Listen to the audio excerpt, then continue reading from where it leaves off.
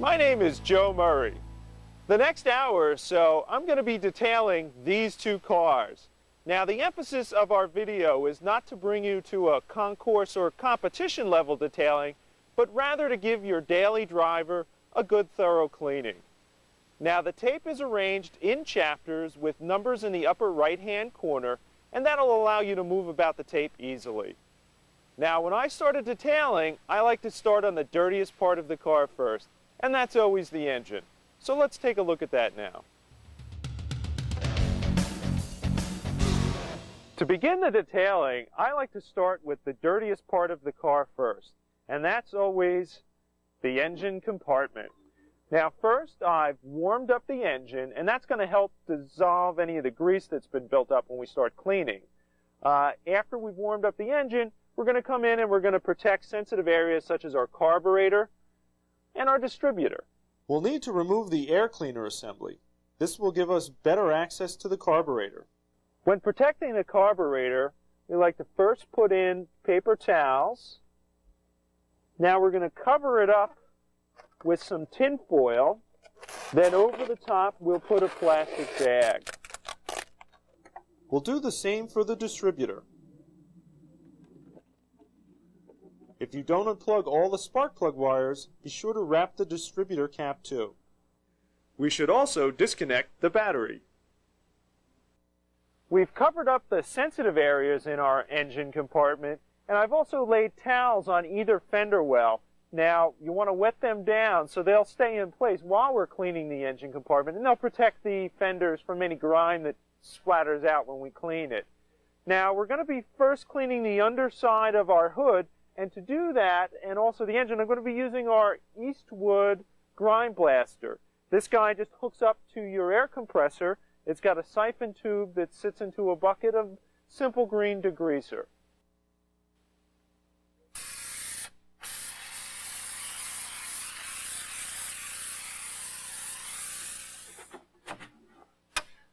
At one point, our hood had some foam insulation on it. Later on, we'll be installing new insulation.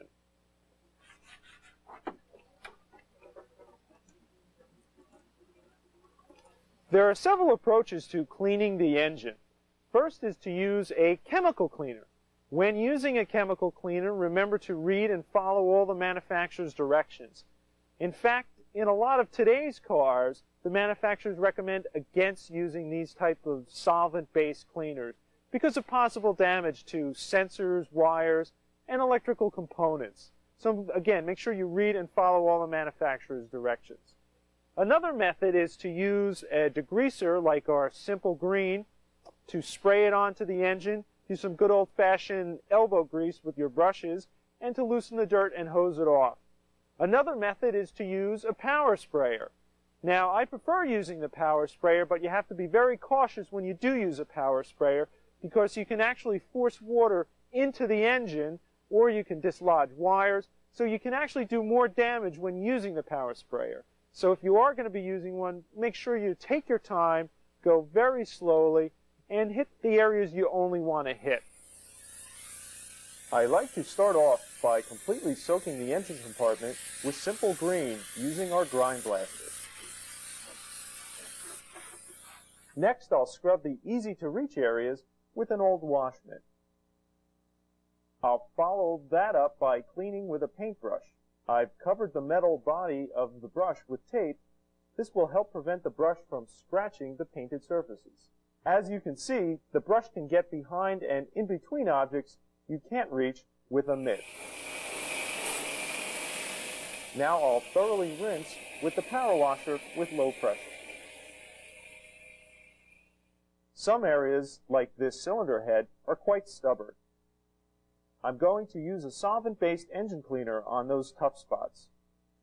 I'll follow with a toothbrush, a scrub pad, and even some Comet with an SOS pad. Almost anything to get it clean. You may find you need to repeat this process several times to get it clean. Now's a good time to tidy up things like loose wires. Here I've covered this section with heat shrink tubing. The white casing really stood out, and I wanted to conceal it better. we'll secure it with ties. Our radiator was in need of cosmetic attention. The most effective way to paint it is to remove it from the car. I'm applying a coat of primer. When it dries, I'll apply Eastwood's Radiator Black.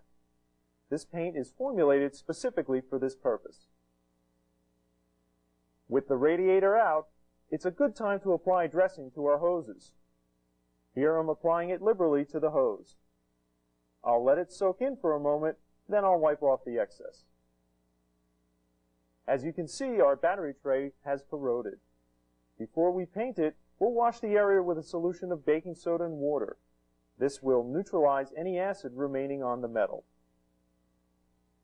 Once everything dries, we'll coat the area with Eastwood's battery tray coating. It's waterproof and acid resistant. The brake booster assembly looks rather old and untidy. We can improve things here by giving it a coat of primer. I'll follow up with Eastwood's Underhood Black. Here's our painted assembly and battery tray. And here we are. Our engine compartment has received a thorough cleaning and touch-up. Serious detailing would require that we remove the engine for painting. That's a lot of work, and honestly, that's beyond the scope of this video. Here's an example of a modern engine bay. This car has over 100,000 miles, and the engine compartment has never been cleaned. With all the electronics in here, we're going to simply wash off the loose dust and debris with the power washer. Scrub the engine with our paintbrush, and rinse.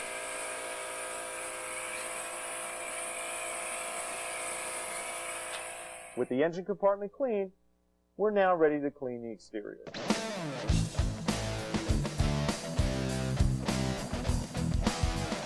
We're now ready for our preliminary car wash. We like to start with the top of the car and work our way down. But before we start washing and talking about washing, we just want to talk about attire. If you are going to be wearing jeans like myself, make sure that the rivets on the jeans, or if you have a belt on, the buckle are covered. You just don't want to lean against the car and scratch any of the paint. Now, before we start our wash, you want to just take a walk around the car and pick off any heavy debris that might be caught on the car. For example, we have some leaves caught in our grill. We want to pick those out before we start.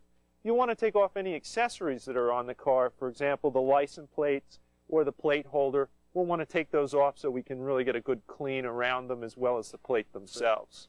Okay, we're just about ready to wash the car, but first I just wanted to talk about what we wash the car with. We found that the cotton mitt or the cotton covered sponge really do the best work.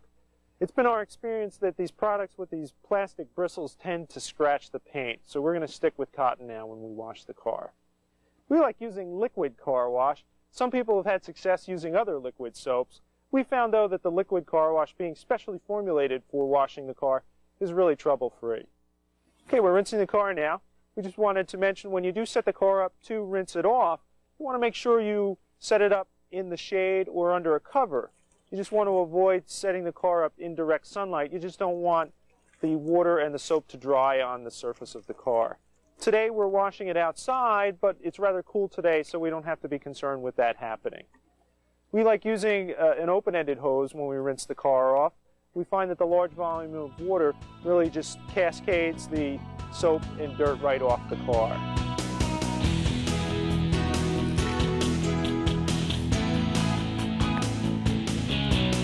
We like to wash and rinse one section at a time just to ensure that the soap doesn't dry in place.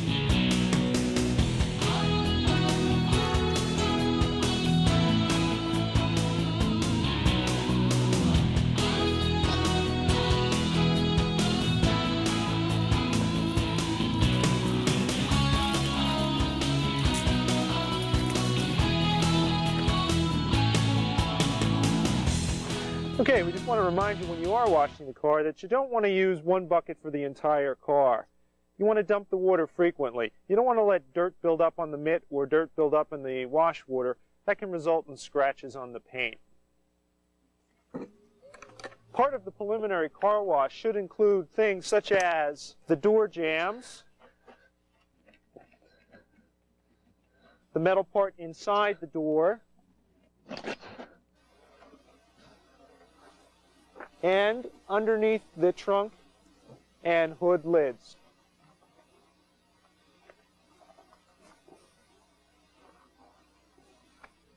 We also need to clean the visible undercarriage of the car. We're ready to clean our wheel wells now. This is one of the areas where you can safely use a stiff bristle brush. Now we'll follow up with an old wash mitt. We're cleaning this tire and wheel with a mild degreaser. There are chemicals made specifically for different types of wheels. You just have to be careful that you use the right chemical for the type of wheel that you have. Now this wheel and tire are relatively new, so they're going to clean up pretty nicely. Later in this tape, we'll address wheels that aren't in such good shape. We're now ready for the detail cleaning. We're going to use our paintbrush again, soak it in soap, and go through the entire car. This tool is very effective in cleaning around body moldings and insignias.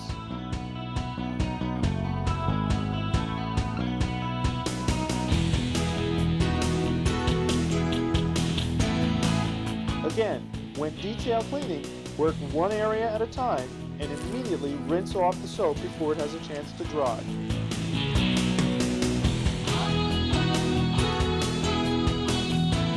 I also like to brush all the body joints.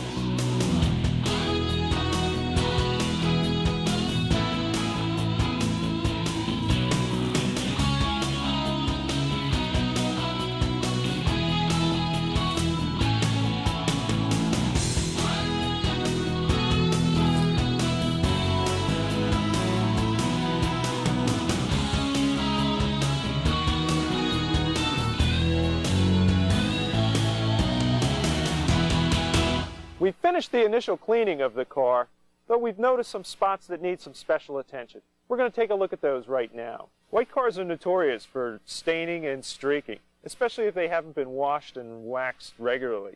Our Mustang has some stains as well as body streaks. We're going to be cleaning these with a wax cleaner and also some pine and tar remover.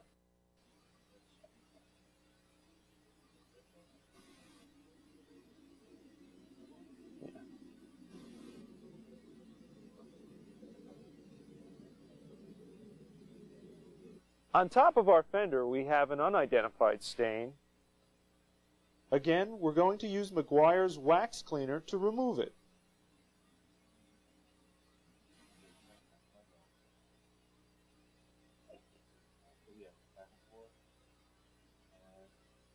The top of this fender was especially dirty, and we're going to clean it again with the wax cleaner.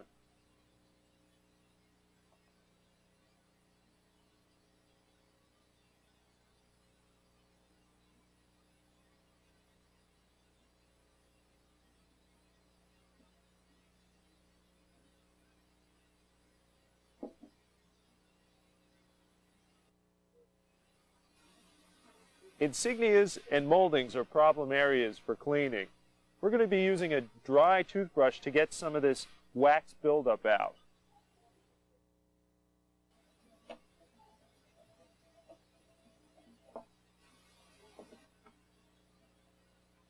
We've got all the dried wax off from around the outside of our insignia. Now we'll use a Q-tip to clean the inside.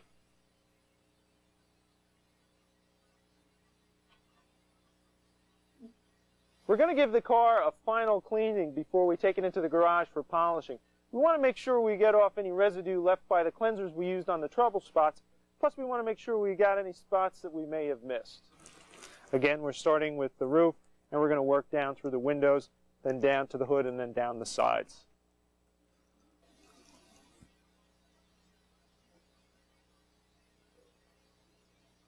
Drying is an essential part of washing the car. It's important that we get all the water off. You want to remove the water so that we don't create spots. We like to use 2 large terry cloth towels. The first one removes the bulk of the water. We follow up with the second one to remove any remaining moisture. It's important to turn the towel frequently, too.